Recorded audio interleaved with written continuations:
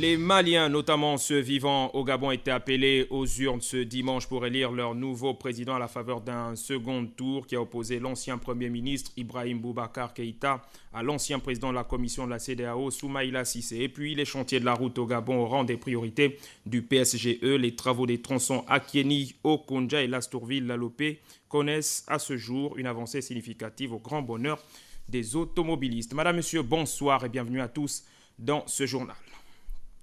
Ils étaient nombreux, ces Maliens, à être allés accomplir ce matin leur devoir civique. L'objectif ici est d'élire un nouveau président pour leur pays et déjà l'heure est dans l'attente des résultats. On regarde.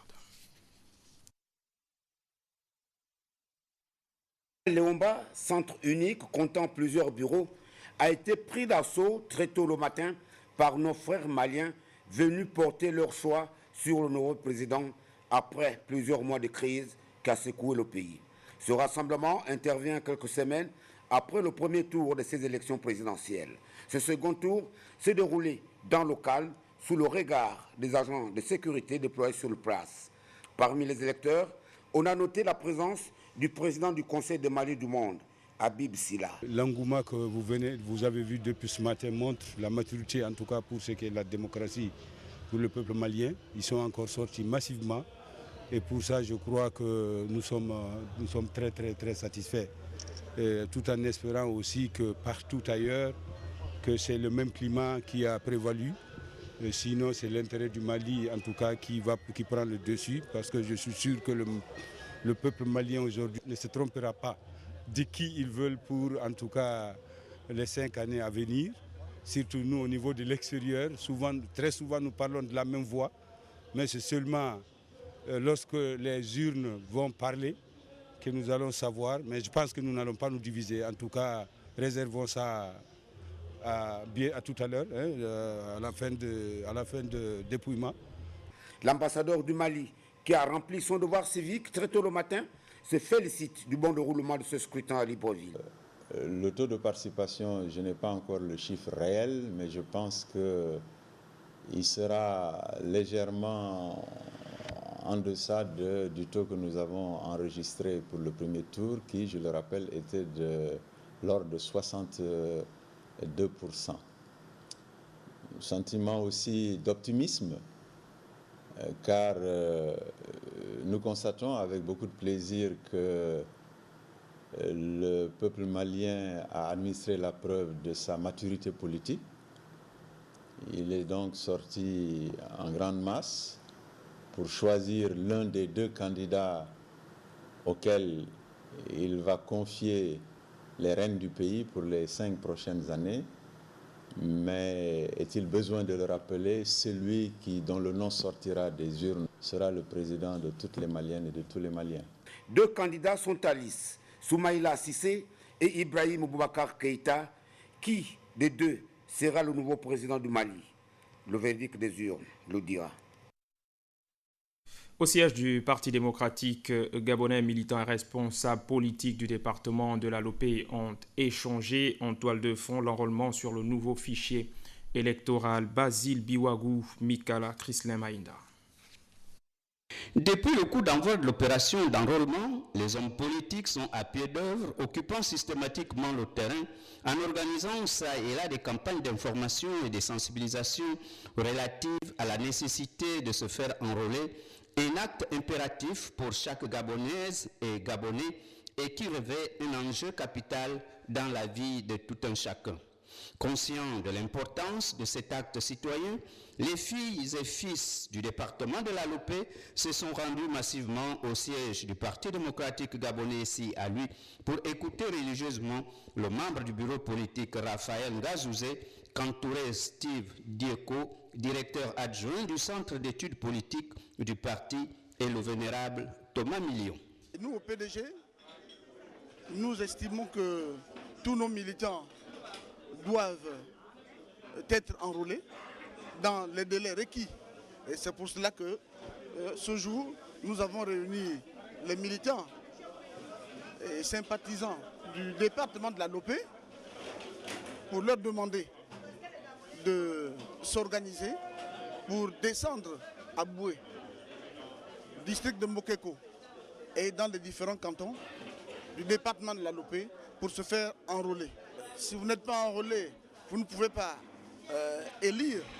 Et si vous n'êtes pas enrôlé, vous ne pouvez pas figurer sur une liste de candidatures. C'est pour cela que nous avons demandé à nos frères et sœurs du département de la Lopé d'être présents sur le terrain afin que les différentes missions d'enrôlement puissent les prendre en compte. Ils ont demandé comment faire pour y aller. Nous leur avons demandé de se manifester et nous ferons de notre mieux pour qu'ils puissent descendre sur le terrain, se faire enrôler le plus rapidement possible. Pour le PDG, c'est un nouveau défi à relever, un challenge, en gagnant avec la manière, c'est local, pour décourager les nombreux détracteurs. Mais cela passe par un enrôlement massif des uns et des autres. C'est par cette invite des hiérarques du parti qu'a pris fin cette rencontre. Ce communiqué pour la suite du journal, dans le cadre des activités du comité conjoint gouvernement partenaire technique et financier sur l'aide extérieure, le Premier ministre chef du gouvernement Raymond Ndongsima, président du dit comité, dirigera le lundi 12 août 2013 à partir de 9h30 à l'hôtel Okume Palace une séance de travail à laquelle sont conviés les secrétaires généraux des ministères, l'ensemble des gestionnaires et coordonnateurs de projets mis en œuvre avec l'appui des partenaires au développement ainsi que les présidents des groupes thématiques conjoints. Ce sera l'occasion pour le Premier ministre de sensibiliser ses hôtes sur le bien fondé des apports fournis par nos partenaires techniques et financiers, quelle que soit la nature, dans le processus de développement de notre pays en phase avec le PSGE aussi. Les coordonnateurs et ou gestionnaires de projets sont-ils appelés à mettre en exécution avec efficience et célérité tous les projets dont ils ont la charge aux fins d'absorber dans les délais les ressources mises à la disposition de notre pays par ses partenaires tant bilatéraux que multilatéraux, tant traditionnels que nouveaux.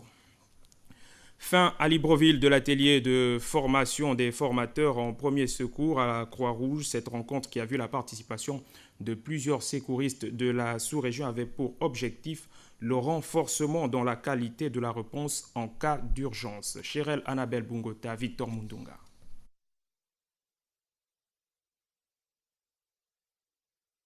Sauver des vies exige l'acquisition de la part des parties prenantes des connaissances pointues et actualisées.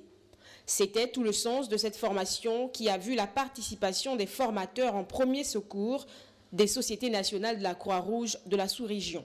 Les représentants de différentes sociétés nationales des pays de la sous-région tels que le Cameroun, la Centrafrique, Sao Tomé, le Tchad et bien sûr les représentants du Gabon ont suivi une formation d'un expert du CICR sur leur capacité interventionnelle à pouvoir porter secours aux personnes en difficulté. Espace de partage d'expériences diverses animé par Éric Bernès, coordinateur international de la Croix-Rouge.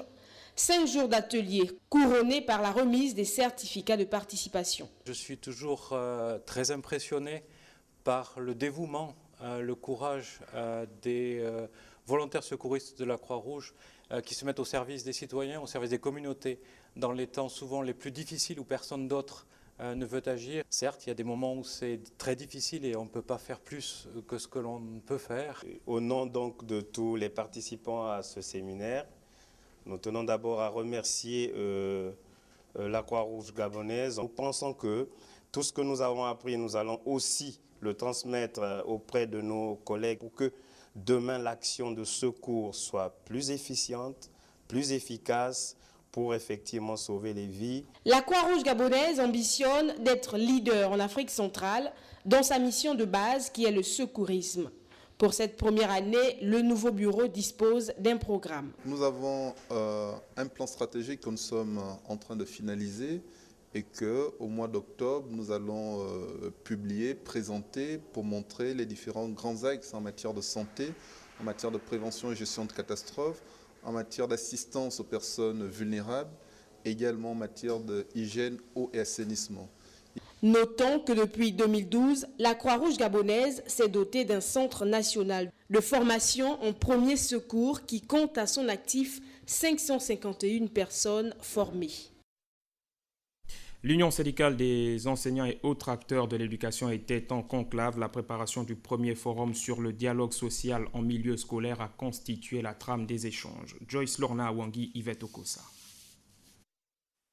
Cette réunion à laquelle prend part l'Union syndicale des enseignants du Gabon, la Fédération de l'éducation nationale et bien d'autres acteurs et syndicats du monde éducatif est une réunion préparatoire du premier forum national sur le dialogue social en milieu scolaire. Forum qui se veut un remède aux crises et grèves diverses que l'on enregistre dans nos établissements secondaires et universités. Emmanuel Mvemba. Cette première réunion nous permettra d'asseoir un certain nombre de stratégies pour qu'ensemble nous puissions, dès septembre, engager la démarche de construction du monde de l'éducation ensemble. Ce premier forum, qui n'a rien à voir avec les états généraux de l'éducation, de la formation et de la recherche, c'est un forum qui concerne uniquement le dialogue social en milieu scolaire parce que nous enregistrons les plus récurrentes. Et nous disons, ça en est trop. Il faut s'asseoir entre partenaires, discuter, trouver des solutions à court, moyen et long terme. Le premier forum national sur le dialogue social en milieu scolaire, qui se tiendra en décembre prochain, verra donc la participation des élèves, parents d'élèves et acteurs de l'éducation. Je vous le disais au sommaire, les travaux des tronçons Akieni, Okonja et Lastourville, Lalopé avancent considérablement. Franck Mangolo, TV2. Le réaménagement du tronçon routier national, l'une des priorités du plan stratégique Gabon émergent, affiche des perspectives encourageantes. Au sud-est du Gabon, la société chinoise déployée sur l'axe Akieni-Okonja s'attelle à offrir le meilleur d'elle-même, un véritable chantier à ciel ouvert auquel sont engagés des jeunes nationaux en vacances. Même constat sur l'axe Lastrouville-Lalopé. Là-bas, des équipes de jour comme de nuit travaillent d'arrache-pied en mode rotatoire. Nous travaillons sur pratiquement 20 heures. Nous travaillons sur le bien des avancements de l'outil. Le temps a besoin de Gabonais à venir pour le travail, pour que nous soyons vaillants encore. C'est là, nous sommes tous conscients et joyeux de contribuer à l'émergence. Il n'est donc pas osé de reconnaître aujourd'hui qu'en matière d'infrastructures routières à l'intérieur du pays, des prémices se dégagent, des signes qui ne trompent pas sur la volonté affichée du gouvernement à doter le Gabon des routes fiables et carrossables en toute saison. Journée nationale du drapeau, on en parle encore à Franceville. L'événement qui était présidé par le gouverneur Bertrand Mundunga a été placé sous le signe du patriotisme. Gabon Télévision, Masuku. À Franceville, chef-lieu de la province du Haut-Ogooué, c'est le gouverneur Bertrand Mundunga qui a présidé la cérémonie en présence des maires, préfets ainsi que de toute l'administration représentée par les directeurs et les chefs de services provinciaux. Il faut rappeler la forte implication des forces de sécurité qui ont véritablement été impliquées dans le cérémonial protocolaire. C'est là d'abord par la mise en place d'une section de l'armée de terre appartenant à la 4e région et représentée par le 2e régiment de Para, d'une troupe de gendarmerie nationale ainsi que des éléments de la garde républicaine. Peu après la mise en place de ces agents, on a assisté au passage du porte-étendard avec un élément de la gendarmerie nationale, puis la levée du drapeau gabonais par 2 éléments de la gendarmerie, suivi de l'exécution de l'hymne national, la Concorde. Manifestation dont le point d'orgue a été le geste symbolique d'allégeance au drapeau. À l'issue de ce cérémonial républicain, le gouverneur s'est dit très satisfait avant d'indiquer que cette journée doit conduire à une nouvelle conscience collective républicaine, que tous les Gabonais s'approprient réellement le concept. La journée nationale du drapeau doit être appelée au respect civique des symboles qui incarnent la République et installe chez le citoyen le sentiment d'appartenance à un pays, à une nation, à une culture et au même destin. La devise « Union, travail, justice », thème de la présente journée, trouve ici tout son sens et commande une méditation tout aussi citoyenne des Gabonaises et des Gabonais quant à l'appropriation et à la sacralisation de la notion de patrie. Rendez-vous a été donc pris pour l'année prochaine.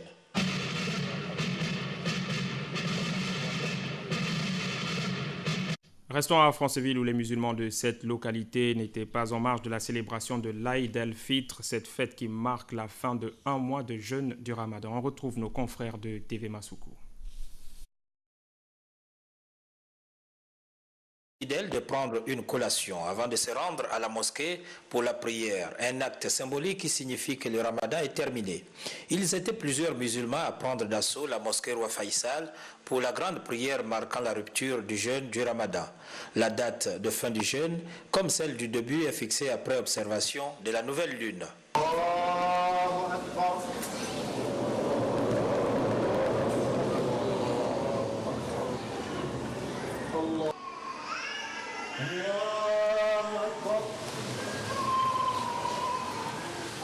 L'Aïd est avant tout une fête de famille qui appelle à la convivialité, une fête religieuse qui est aussi l'occasion de se rassembler en famille et là, il est interdit de jeûner. Chacun s'organise comme il le souhaite.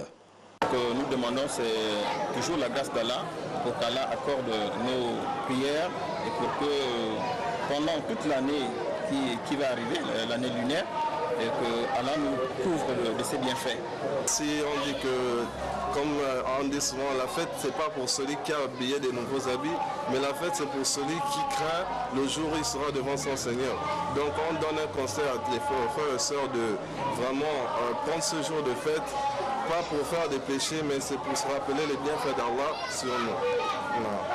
L'islam est aujourd'hui la deuxième religion des Altogovéens derrière le catholicisme. On estime à 2,5 le nombre de musulmans, dont quelques centaines de pratiquants réguliers. Occasion est donnée à ces derniers de communier et de partager un repas après 29 jours d'une période sacrée pendant laquelle ils se sont abstenus de manger et de boire du lever au coucher du soleil. Un exercice destiné à rappeler la valeur des privations des premiers musulmans. On parle à présent de ce festival du film de Massoukou, Nature et Environnement, en première édition qui s'ouvre du 15, qui se déroulera bien sûr du 15 au 17 août 2013 à Franceville. Et sur ce plateau, deux invités, Madame Lise Bessac et Mademoiselle Valérie Tuente. Mesdames, bonsoir. Bonsoir. Alors, Madame Lise Bessac, vous êtes directrice artistique du festival. On sait, le festival s'ouvre donc le 15 à Franceville. Qu'est-ce qui est prévu concrètement? Bonsoir, merci. Donc, le festival s'ouvre le 15 août à Franceville. Et nous avons prévu donc 3 sites. La place de l'Indépendance, Potos. Là, c'est pour le cinéma numérique ambulant.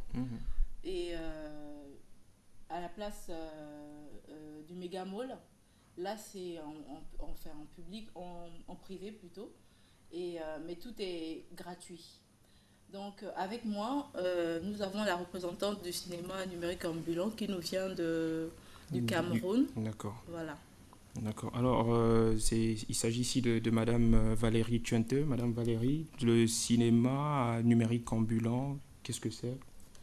Je vous remercie pour ma présence. Le cinéma numérique ambulant du Cameroun est une association à but non lucratif qui organise de façon itinérante des diffusions des films africains de fiction dans des régions où le cinéma n'existe pas. Indissociablement, nous diffusons également des films de sensibilisation destinés à sensibiliser les spectateurs sur les graves problèmes de santé, de société, d'environnement et de protection de la nature auxquels ils sont confrontés. Et quelles sont vos cibles?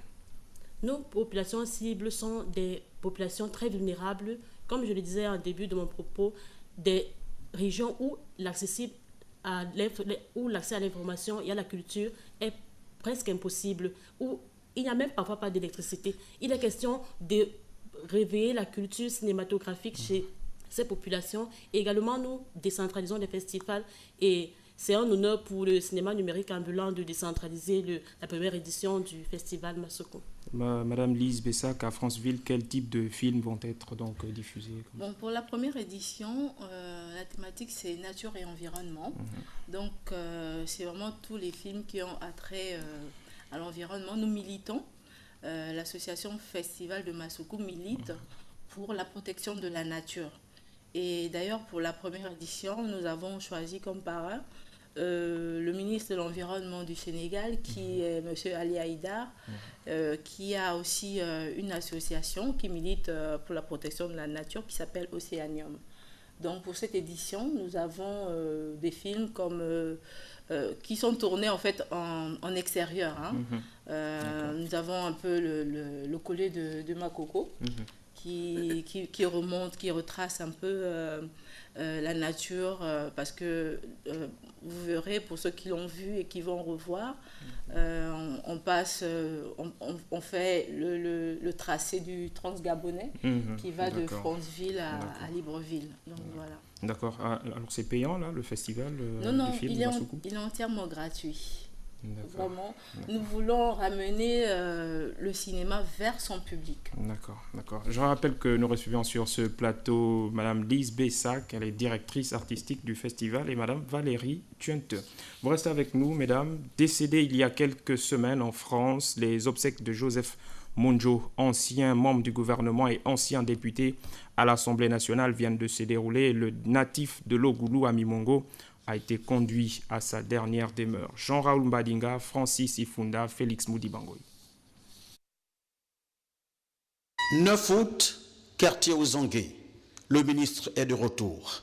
Un retour en larmes pour les parents.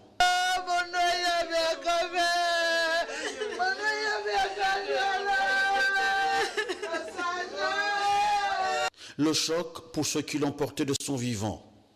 La vie sans lui commence ici. Sur ce geste d'amour et de fidélité, la main de Dominique, son épouse, caressant ce cercueil comme pour dire « Si Dieu te demande, je lui dirai que tu dors ». Joseph Monjo, 16 septembre 1940, 28 juillet 2013. Derrière le rideau qui sépare cet illustre fonctionnaire de la vie, se jouent deux scènes. D'un côté, les hommages qui rappellent qu'ici-bas, seuls les grands disparaissent avec honneur.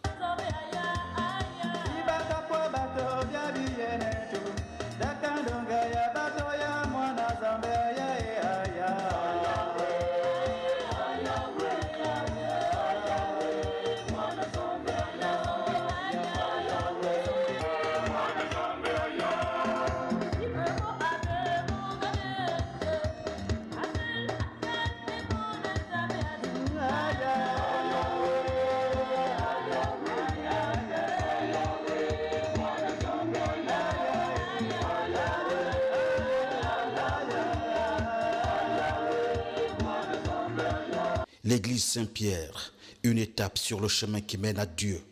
Joseph Monjo est au pied de la croix. La croix est la solution aux problèmes du monde. Il reçoit la bénédiction de franchir les frontières des frontières, de marcher sur les sentiers rocailleux de l'Éternel. L'Église parle. Le Christ vous invite à pouvoir entrer dans la résurrection. Je vous invite donc, membres de la famille, amis et connaissances, qui êtes attristés par cette séparation, à prendre conscience que le Seigneur est le maître de la vie. Mis solo, l'émission s'achève.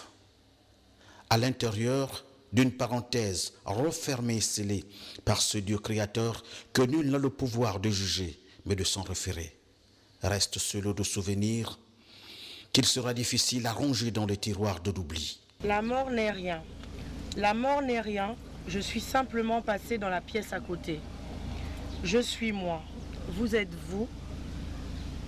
Ce que nous étions les uns pour les autres, nous le sommes toujours. Donnez-moi le nom que vous m'avez toujours donné. Parlez-moi comme vous l'avez toujours fait. N'employez pas de ton différent. Ne prenez pas un air solennel ou triste. Continuez à rire de ces petites choses qui nous amusaient tant. Vivez, souriez, pensez à moi, priez pour moi. Que mon nom soit toujours prononcé à la maison, comme il l'a toujours été, sans emphase, d'aucune sorte et sans trace d'ombre. La vie signifie ce qu'elle a toujours signifié. Elle reste ce qu'elle a toujours été, le fil n'est pas coupé. Pourquoi serais-je hors de vos pensées? Simplement parce que je suis hors de votre vue. Je vous attends. Je ne suis pas loin. Juste l'autre côté du chemin. Vous voyez, tout est bien. Il faut apprendre désormais à vivre sans lui. S'engager à apprendre à ne pas porter cette mort comme une croix pendue à son cou, mais comprendre que cette tombe est un socle fort sur lequel il va falloir rebâtir une vie, à fleurir au jour le jour et à entretenir la flamme de l'espérance et surtout la fierté d'avoir un nom, Mondjo. Joseph Mondjo, 16 septembre 1940, 28 juillet 2013. Les fidèles de l'Assemblée de Jésus-Christ victorieux de la communauté pastorale congolaise du Gabon viennent de célébrer une messe d'action de grâce en hommage au chantre Alain Motolo. Paulin Siaki, Pierre Claver et Labiogué. Messe d'action de grâce qui a réuni toute la communauté chrétienne des Assemblées de Christ victorieux et la communauté pastorale congolaise et alliée du Gabon en hommage au grand chantre congolais Moloto qui vient de tirer sa révérence. Il s'est lancé dans cette scène de théâtre et il est devenu parolier. Il écrivait de paroles, de scènes et chante en même temps dans son groupe de théâtre. Ici, au gymnase de Lumi, le souvenir reste encore vivace dans le cœur des nombreux fidèles qui ont rencontré l'homme. Nous avons pensé, et à ce moment, pouvoir élever l'œuvre de l'artiste, n'est-ce pas, par cette soirée que nous avons dit, soirée hommage à l'artiste à Alain Moloto. Un homme de grand charisme dans le domaine de la chanson religieuse s'en est allé. Comme le souligne cette parole biblique, plein de symboles divins, partir c'est mourir un peu, mais s'en aller pour chercher Dieu, c'est trouver la vie. Moralité, malgré les richesses de ce monde, l'idéal serait donc de donner sa vie au Très-Haut. Pour sa part, le ministère prophétique porteur d'espoir vient d'organiser un séminaire religieux sous le thème « Jésus fait encore des miracles aujourd'hui au Gabon ». Yolande Ekwara, Yvette Okosa. Dieu est toujours capable d'accomplir des miracles au Gabon. C'est ce qui explique la présence de ces chrétiens du ministère prophétique porteur d'espoir venus recevoir leurs miracles à travers ce séminaire animé par l'archevêque congolais Ashley Afoubélé. Nous pensons que dans ce monde, tout est verrouillé par une certaine puissance et il n'y a que ceux qui manipulent la puissance de Dieu qui seraient capables, n'est-ce pas, de débloquer ce qui est verrouillé. Et donc nous pensons que par ce séminaire, nous allons toucher un plus grand nombre qui sont des ramenés à la libération la plus absolue. Vous savez, le miracle, étant donné que c'est quelque chose qui échappe notre sagesse à nous, il est souvent difficile de le percevoir. C'est ainsi que les gens l'attribuent souvent à certaines entités magiques, démoniaques comme sataniques. Voilà pourquoi il est de notre devoir au préalable de commencer par faire connaître aux enfants de Dieu ce que c'est qu'un miracle. Pendant 4 heures d'horloge, les chrétiens ont crié au Père en lui adressant des louanges, des supplications et des prières. Le prophète Steve Aoulaou, au terme de cette première journée, s'est réjoui de la tenue de ces retrouvailles religieuses. La salle était pleine, demandant à toutes ces personnes de venir massivement, peut-être les 2 jours qui restent, et dire qu'aujourd'hui l'archevêque a semé une graine, n'est-ce pas, une graine, une parole. Nous croyons que le miracle vient par la foi. La Bible déclare que la foi vient de ce que l'on entend, et ce que l'on entend vient de la parole de Dieu. Donc l'archevêque a semé quelque chose, et demain nous allons continuer à vivre la puissance de Dieu. Des prodiges mensongers et des miracles, il y en aura. Mais que le chrétien s'arme de sa foi et de discernement pour repousser les pièges de l'ennemi. L'artiste Pediboum, ancien leader du groupe Muyanga, était face à la presse à l'occasion de la présentation de son premier album solo intitulé Kokdoko Mwenda. Déclare Mekuimovon, Jean de Dieu Mombundu. Kokdoko Mwenda, c'est le titre du tout nouvel album de Pediboum, artiste gabonais, auteur, compositeur, chanteur, originaire de Mbigou et ancien leader du groupe Muyanga Plus, avec lequel il a mis 3 albums sur le marché, dont le dernier en 2007, baptisé Mbigou Yeke. Je profite de l'occasion pour saluer tous ces frères, tous ces hommes de culture. Ce qui nous réunit ce soir, c'est effectivement la sortie officielle de mon album que j'ai mon premier album solo que j'ai intitulé Kokodoko. Alors les gens vont chercher à savoir c'est quoi Kokodoko. Kokodoko ici pour moi c'est la marche du temps. Avec Kokodoko Mwenda, son tout premier opus en solo, Pedi Boom offre à ses mélomanes des sonorités bien de chez nous, agrémentées de pas de danse dont lui seul a le secret. Kokodoko est composé de deux êtres vivants de la forêt et du village. Donc le Tourako et du coq au village. Tourako pour la forêt et le coq au village. Donc ces deux oiseaux nous rappellent toujours l'histoire du temps. Vous savez que le temps est insaisissable. Le temps, aucun homme ne maîtrise le temps. Les 7 titres se présentent comme suit. Il y a le premier titre que nous venons de clipper qui s'appelle Mwenda Lolo. Mwenda Lolo. Ça veut dire cette marche du temps que je venais d'expliquer. C'est une marche, la marche d'aujourd'hui. C'est un nouveau concept. Il faut aller à la rencontre des autres. Il faut échanger. Parce que nous sommes dans l'ère du donner et du recevoir. Composé de 7 titres d'une durée moyenne de 4 minutes, l'album Kokodoko Mwenda de Pedi Boom est une réalisation du studio La Sitar. Les titres sont rythmés par divers instruments comme le piano, la guitare ou encore les tam-tams qui font la particularité du genre musical dans lequel il excelle depuis près de 12 ans, créant une symbiose instrumentale que les mélomanes apprécieront certainement. Madame, Messieurs, nous vous avons présenté le journal 20h de Gabon Télévision. Merci à vous qui l'avez suivi. Je vous dis au revoir et à la prochaine.